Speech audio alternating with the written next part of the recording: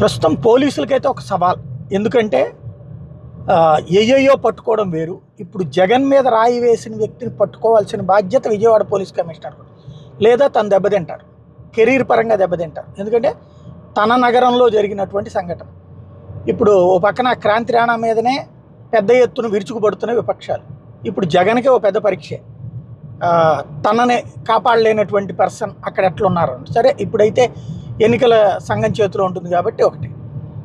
అక్కడ పర్టికులర్గా ఆ ఎదురుగుండా ఉన్నటువంటి ఒక భవనం దగ్గర నుంచి ఈ రాయి పడింది అన్నటువంటి ప్రస్తుతం వినబడుతున్నటువంటి మాట. ఎవరు వాళ్ళు, ఆ ఏరియా సీసీ క్యామ్స్, ఆ ఏరియాలో ఉన్నటువంటి వాళ్ళని కన్సల్ట్ చేస్తే అక్కడ ప్రాక్టికల్గా తెలుస్తుంది ఎవడు రాయి వేసిన వాడు ఎవడు. ఖచ్చితంగా స్కెచ్ వేసాడు. ఇదేదో మందు కొట్టిన మత్తులోనో లేకపోతే సరదాగా వేసినటువంటిది కాదు. తగిలేటటువంటి స్థాయిలో వేయగలిగినటువంటి నేర్పరి వాడు. అది కావాలని చేశాడా, ఉద్దేశపూర్వకంగా చేశాడా, లేకపోతే కడుపు మంటతో చేశాడా అనేటువంటిది పట్టుకుంటే కానీ తెలియదు.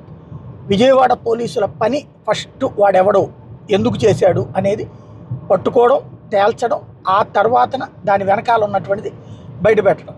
ఎందుకంటే ఎన్నికల సంఘము సీరియస్గా ఉంది, కేంద్ర ప్రభుత్వం నుంచి కూడా దాని మీద ఒత్తిడి ఉంటుంది, ఒక ముఖ్యమంత్రి మీదనే అన్నటువంటి విషయం కాబట్టి.